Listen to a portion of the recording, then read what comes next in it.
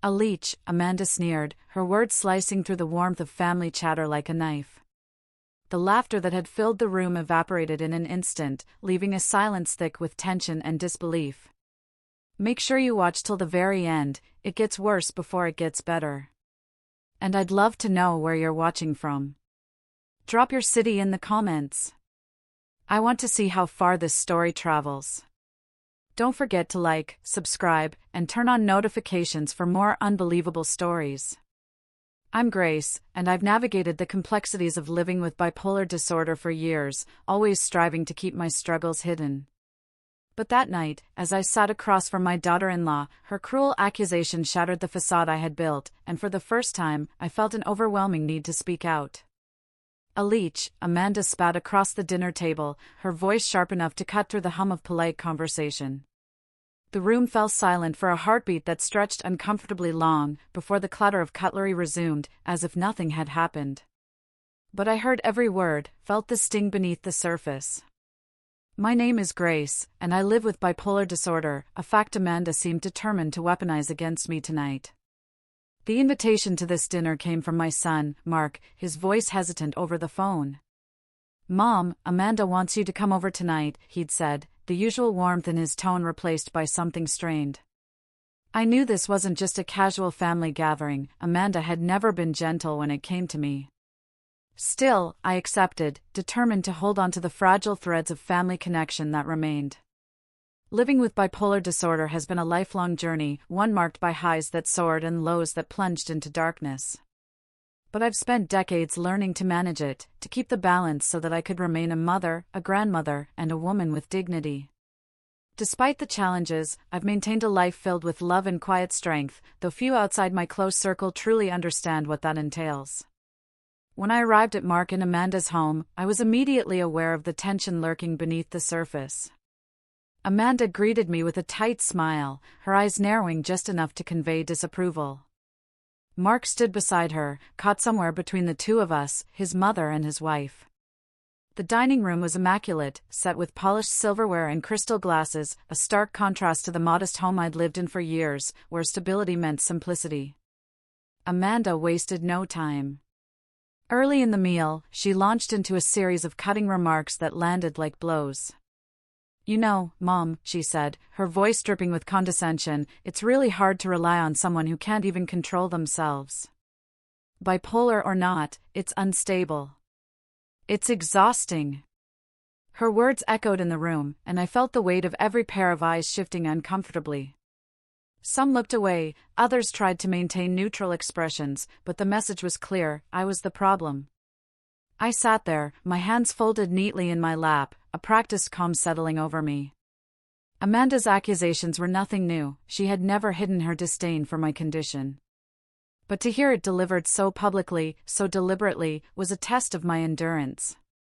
I could feel the familiar flicker of hurt, but also the resolve that had carried me through years of stigma and misunderstanding.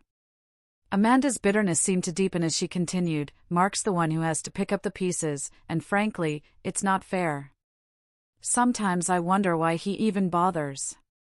There it was again, the suggestion that I was a burden, a drain on their lives. The word leech hung in the air, unspoken now but unmistakable. The message was clear: I was less than family, less than worthy. But I knew better. I knew the years of therapy, the medication management, the daily battles against a mind that could betray me without warning. I knew the nights spent awake in the silence when the darkness crept in, the mornings when just getting out of bed felt like climbing a mountain. And I knew the love I had poured into Mark's life, the unwavering support I had tried to offer even when I was struggling myself. Amanda's cruelty wasn't just ignorance, it was a reflection of fear and control. She had positioned herself as the guardian of our family's stability, using my illness as a weapon to assert her dominance. Mark, caught in the middle, often seemed unable to reconcile the two worlds, the mother who had raised him and the wife who demanded his allegiance. As the meal wore on, Amanda's remarks grew sharper, her tone less veiled. "You can't expect us to live in your reality, Mom. We have to think about the future, about normalcy. That's not something you can give us." Her words weren't just criticism, they were an ultimatum, a demand that I conform or be cast aside. But I remained composed, a quiet strength underpinning my every breath. I had spent a lifetime defying expectations, proving that bipolar disorder did not define me nor diminish my worth. This dinner was just another chapter in a story I had learned to navigate with grace, even when the world around me seemed unforgiving. Mark shifted uncomfortably in his seat, his eyes flicking between us. I could see the conflict in him, the love for his mother tangled with his loyalty to his wife. It was a painful position, and I knew that Amanda's harsh words were driving a wedge deeper than ever before. Despite the tension, I reminded myself why I was here. This family, flawed as it was still my home. And I was determined to hold on to my place within it, not as a burden, but as a woman who had fought hard to maintain her dignity and her relationships. Amanda's disdain was a mask for her own insecurities, and though her words cut deep, they could not erase the truth of who I was. Bipolar disorder was a part of my life, yes, but it was not the whole story. Behind every struggle was a woman who loved fiercely, who had given everything to her family, and who refused to be diminished by stigma. As the dinner drew to a close, the atmosphere remained heavy with unspoken grievances and fractured loyalties. But within me, a quiet fire burned, a resolve to stand tall, to confront the ignorance and fear that threatened to tear us apart. Amanda's words had been harsh, but they had also laid bare the fractures in our family dynamic. I knew this was only the beginning of a difficult journey, one that would require courage, honesty, and perhaps confrontation. But I was ready. For all the pain and misunderstanding, I would not allow myself to be pushed aside or silenced. Tonight, I was not just the woman living with bipolar disorder. I was Grace, the mother who had endured, the woman who had fought, and the family member who deserved respect and compassion. And I would not rest until that truth was recognized, no matter the cost.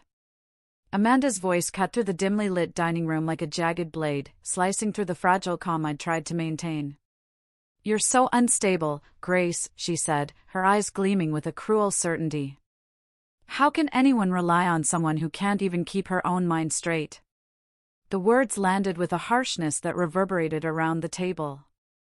The family sat frozen, caught between shock and discomfort, but Amanda seemed to revel in the silence she'd commanded. I felt the familiar ache of hurt pulse through my chest, but I forced my fingers to relax on my lap, my face a mask of quiet composure. Amanda's ignorance wasn't new, but the public nature of her attack was a blow I hadn't expected tonight. I thought of all the years I'd spent managing my bipolar disorder, the careful balancing of medications, the hours in therapy, the daily vigilance to keep my life from unraveling. None of that mattered to her, to Amanda. I was simply a liability, a ticking time bomb. The dinner table felt like a battlefield, and I was the unwilling target. Amanda's words echoed in my mind, each one a reminder of how little empathy she had for the struggles I'd faced alone. "It's exhausting," she said, her voice rising just enough to draw the attention of everyone present. "Mark has to deal with your mood swings, your hospitalizations, the unpredictability. It's not fair to him or any of us." Her accusation hung heavily in the air, and I looked to Mark, searching for a flicker of defense or compassion. But he avoided my gaze, his jaw tight, a man torn between loyalty and love, trapped in the crossfire of his wife's relentless criticism and his mother's quiet suffering. Amanda's bitterness deepened as she leaned forward, her tone sharp and unyielding. "You think you're so strong, but it's just denial. You're unstable, unreliable. You're a drain on this family, and everyone's tired of pretending otherwise." The words hit like a slap, and I felt the heat rise in my cheeks, not from anger, but from the sting of being so profoundly misunderstood. I wanted to speak, to defend myself, to share the hidden battles that Amanda refused to see. But the weight of her disdain was suffocating. Instead, I sat silently, the storm of emotions swirling beneath my calm surface. I thought of the nights spent pacing my living room, the fear of another episode, the shame and isolation that came with every relapse. I thought of the strength it took just to show up here tonight, to face the judgment and the cruelty. Amanda's gaze never wavered as she continued, "Mark's had to pick up the pieces more times than anyone should. And honestly, sometimes I wonder why he even bothers with you." The words were a knife twisting deeper, a deliberate attempt to erode the bonds I had fought so hard to preserve. The label Leech lingered in the air, unspoken but unmistakable, a damning verdict on my worth as a mother, a family member, a human being. I swallowed hard, the lump in my throat a painful reminder of how far we'd fallen. Amanda's cruelty wasn't just ignorance, it was a calculated attempt to control the narrative, to paint me as the villain so she could claim the role of protector. Mark's silence was a painful complicity, a tacit acceptance of the story Amanda was weaving at my expense. Yet, beneath the surface, a quiet fire burned within me. I had endured years of stigma and rejection, had learned to navigate the treacherous waters of mental illness with resilience and grace. Amanda's words were harsh, but they could not define me. I was more than my diagnosis. I was a mother, a woman who had given everything to her family, a person deserving of respect. The room felt colder now, the air thick with tension. Amanda's cruelty was a mirror reflecting the family's unspoken fears and discomfort with mental illness. No one intervened, no one offered a word of defense or comfort. It was as if my pain was invisible, my struggles dismissed as mere inconvenience. Mark shifted in his seat, his eyes flickering with conflict. I could see the torment etched into his expression, the love he held for me clashing with the loyalty he felt toward Amanda. It was a painful chasm, one I feared might never be bridged as long as Amanda's harsh judgments went unchallenged. Amanda pressed on, her voice steady and unforgiving. You can't expect us to live in your reality, Grace. We have to think about the future, about what's normal. That's not something you can give us. Her words were an ultimatum, a demand for conformity or exile. The message was clear, my illness was a burden they were no longer willing to bear. I took a slow, steadying breath, feeling the weight of every accusation but refusing to let them break me. Amanda's cruelty was a test, one I was determined to pass with dignity intact. I had faced darker nights and harsher judgments before, this was just another chapter in a story I was still writing. As the meal wore on, Amanda's dominance over the conversation left little room for others to speak. The family dynamics were laid bare, her controlling nature, Mark's quiet acquiescence, and my own quiet resilience. It was a delicate dance of power and pain, a reflection of the fractured relationships that had long simmered beneath the surface. Though the words stung, I found strength in stillness. I knew that beneath Amanda's harsh exterior was fear, fear of the unknown, fear of losing control, fear of the unpredictable nature of mental illness. Her attacks were misguided attempts to protect what she valued, even if it meant sacrificing my dignity. The silence that followed Amanda's tirade was deafening. No one offered comfort, no one challenged her assumptions. The family's lack of empathy was a painful reminder of how mental illness remained a taboo, a source of shame rather than understanding. But I was not broken. I had endured this pain before, had survived the isolation and judgment that accompanied my diagnosis. Tonight was a bitter reminder of the work still to be done, not just within my family, but within society at large. As I sat there, absorbing the weight of Amanda's words, I resolved that this humiliation would not go unanswered. There was more to my story than her narrow view allowed. I had a voice, and I would use it, not in anger, but in truth. Behind the scenes, I had endured struggles far deeper than anyone in that room could imagine. The stigma, the fear, the loneliness, they were shadows I carried daily. But I also carried hope, resilience, and an unyielding belief in my own worth. Tonight's dinner was a crucible, a moment where pain and courage collided. Amanda's cruelty had exposed the fractures in our family, but it had also ignited a spark within me. I would confront the ignorance and the fear, not with bitterness, but with clarity and strength. The path ahead would be difficult, fraught with confrontation and healing. But I was ready to face it. For the sake of my dignity, my family, and the truth of my lived experience, I would stand firm. Amanda's words may have wounded, but they would not define me. I was Grace, a woman living with bipolar disorder, yes, but also a mother, a fighter, and a force to be reckoned with. And I would make sure that my family saw that too, no matter the cost. When the room finally quieted, I took a deep breath and met Amanda's gaze, steady and unflinching. Amanda, I said softly but firmly, there's a lot you don't understand about what it means to live with bipolar disorder. It's not just mood swings or unpredictability. It's a constant battle, one that requires strength you can't see at a glance. The words hung in the air, carrying the weight of years spent fighting in silence. Her eyes narrowed, skepticism clear, but I pressed on. I've faced nights so dark, so heavy, that getting through them felt impossible. I've lost myself more times than I can count, and yet here I am. I manage my illness every day, not just for me, but for Mark and for this family. The conviction in my voice surprised even me. For so long, I had swallowed my pain, hidden my struggles, but tonight was different. Tonight, I would not be silenced. Amanda's posture stiffened, but I could see a flicker of uncertainty in her expression. You talk about strength, I continued, but strength isn't just about being perfect or stable all the time. It's about rising after you fall, being vulnerable and honest, and still choosing to love and be loved despite everything. I looked around the table, searching for any sign that my words were reaching someone. Mark's eyes met mine briefly, a softness there that hadn't been before. I spoke not only to Amanda, but to the others who had remained silent, complicit in the shadows of judgment. When you call me unstable or unreliable, you're not just hurting me, you're fracturing the very family you claim to protect.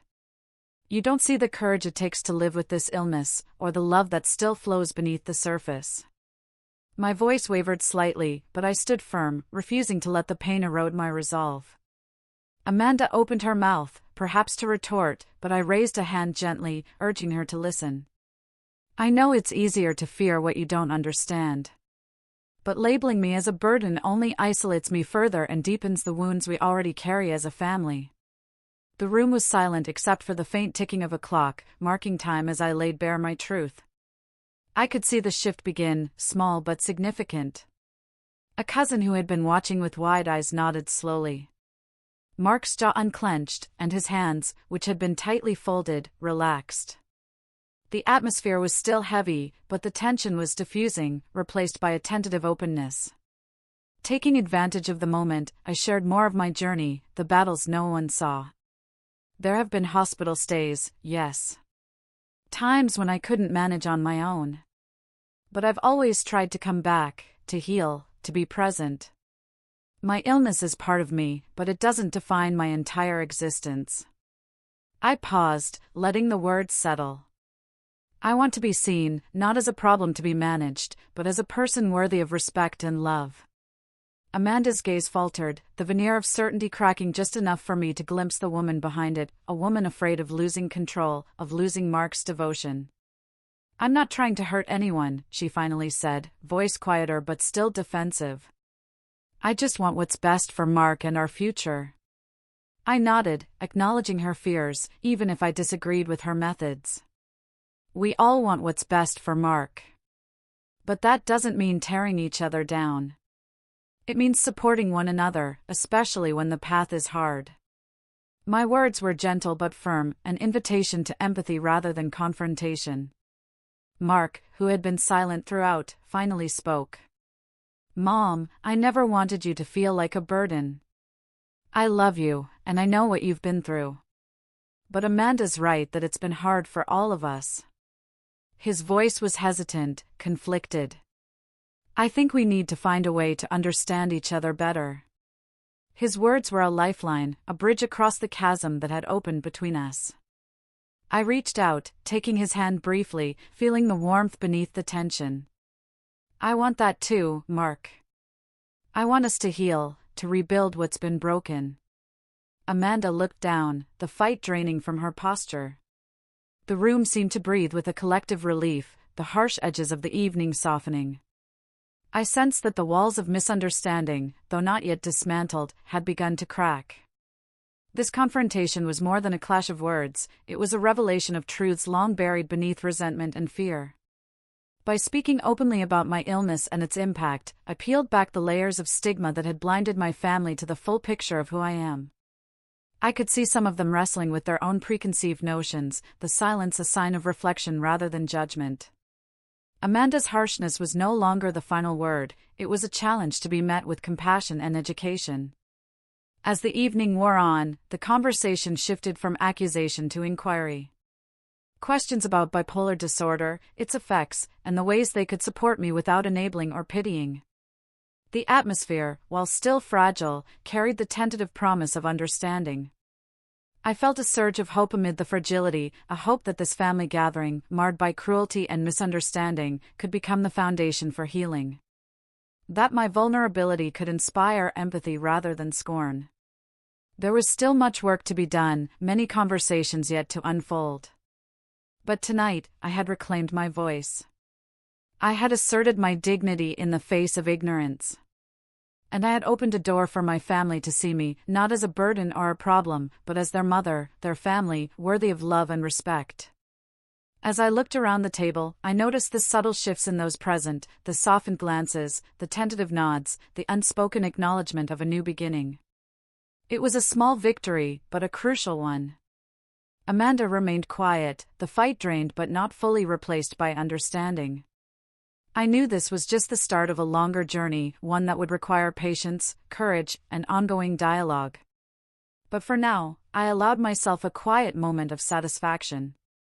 I had stood my ground, faced the stigma head-on, and refused to be diminished by fear or cruelty. In this fragile peace, I found strength. Not just for myself, but for the family I loved and hoped to heal. In the days following that tense dinner, a subtle shift began to ripple through the family. I noticed it first in the quiet messages from cousins and siblings, texts filled with hesitant apologies or expressions of support that had been absent before. It was as if the walls Amanda's harsh words had built were starting to crumble, allowing light to filter in where there had only been shadows. Mark, too, seemed different.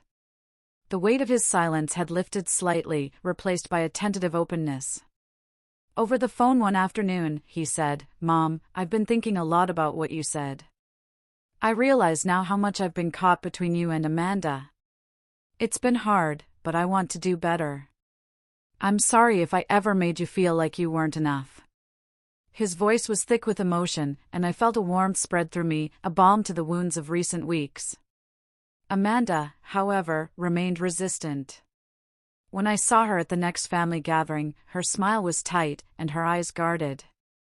She attempted to justify her earlier behavior, insisting she was only protecting Mark and their future. But I could see the isolation growing around her, as more family members began to question her harsh stance. The space she had claimed through cruelty was slowly shrinking. Despite Amanda's defensiveness, I chose to respond with calm and clarity. I refused to be drawn into confrontation. Instead, I focused on educating those around me, sharing insights into bipolar disorder and the realities of living with it. I spoke openly about the challenges and the triumphs, breaking through the silence and stigma that had long surrounded my illness. One evening, during a small family gathering, I found myself in conversation with my niece, who admitted she had never really understood what I went through. "I thought it was just moodiness or weakness," she confessed quietly. "But hearing you talk about it like this, I realize how wrong I was. I want to be here for you, Aunt Grace." Her words filled me with gratitude and reinforced the importance of openness. Mark began attending some of my therapy sessions with me, something we had never done before. It wasn't easy for him to confront the realities of my illness, but his willingness to step into that space was a powerful sign of change. Together, we started to rebuild trust and understanding, laying the groundwork for a healthier relationship. Amanda's attempts to assert control through manipulation and criticism increasingly fell on deaf ears. Family members who had once been silent witnesses began to speak up, challenging her narratives and defending my place within the family. Their support was a shield against the isolating effects of stigma and cruelty. I also took this time to set clear boundaries, asserting my dignity and protecting myself from further emotional harm. I made it clear that disrespect and dismissal of my experiences would no longer be tolerated. This newfound empowerment was not just for my own well-being but also a message to the family that I deserved respect and compassion. The healing process was far from linear. There were moments of regression, where old patterns threatened to resurface. But each time, I leaned on the progress we had made, the conversations opened, and the empathy cultivated. I reminded myself and my family that healing is a journey, not a destination. In these moments, I felt the strength of community, the power of shared understanding, and the courage it takes to break cycles of judgment. Slowly but surely, the family that had once been fractured by fear and misunderstanding began to knit itself back together. I noticed changes in Mark's demeanor, too. The tension that had once defined his interactions with me eased, replaced by genuine warmth and attentiveness. He started asking questions about my well-being, checking in more often, and expressing a desire to learn how best to support me. Amanda's influence, while still present, waned as the family rallied around acceptance and education. Her attempts to control the narrative were met with facts and empathy, diminishing the power of her criticisms. Through it all, I remained committed to fostering a space where mental illness could be discussed openly and without shame. I became an advocate within my family, encouraging dialogue and challenging stigma whenever it arose. This advocacy was not always easy. It required patience and resilience, especially when faced with resistance or misunderstanding. But the rewards were profound: a family slowly healing, relationships deepening, and a sense of belonging restored. There were tender moments, too, that reminded me of why this work mattered so much. Like when my granddaughter hugged me tightly and said, "I love you, Grandma, no matter what." Or when a family member reached out privately to share their own struggles, grateful that I had paved the way for honesty. I learned to celebrate these small victories, understanding that each one was a step toward a more compassionate and connected family. The journey also taught me the importance of self-care and self-compassion. I embraced my identity fully, not just as a woman with bipolar disorder but as a mother, grandmother, and advocate. I allowed myself the grace to be imperfect, to make mistakes, and to keep moving forward. As the family began tentative steps toward healing, I found myself more empowered than ever. I was no longer the silent sufferer or the subject of whispered judgment. I was a voice for change, a beacon of resilience, and a living testament to the possibility of hope and restoration. This transformation was not just about me but about the family as a whole. It was about breaking down barriers, building bridges, and creating a legacy of understanding that could endure beyond the pain of the past. And so, with each passing day, I continued to nurture this fragile piece, knowing that the path ahead would require ongoing commitment but confident that together, we could face whatever challenges came our way. In embracing my truth and standing firm in my dignity, I reclaimed not only my place in the family but also my power to shape the future we would share. Sitting by the window of my quiet apartment, I watched the late afternoon sun cast long shadows across the floor, a gentle reminder of how much time had passed since that painful dinner. The memory of Amanda's harsh words still stung, but now they felt distant, like echoes from a chapter one had finally begun to close. My name is Grace, and living with bipolar disorder had shaped my life in ways few outside my family could understand. But tonight, as I reflected on the journey we had traveled, I felt a profound sense of acceptance and strength. The dinner had been a turning point, a painful reckoning that forced my family to confront their fears and prejudices. It was a catalyst for change, one that opened the door to conversations that had long been avoided. I had learned to embrace my identity, not as a burden or a source of shame, but as a woman who had fought hard to maintain her dignity and her relationships despite the challenges of mental illness.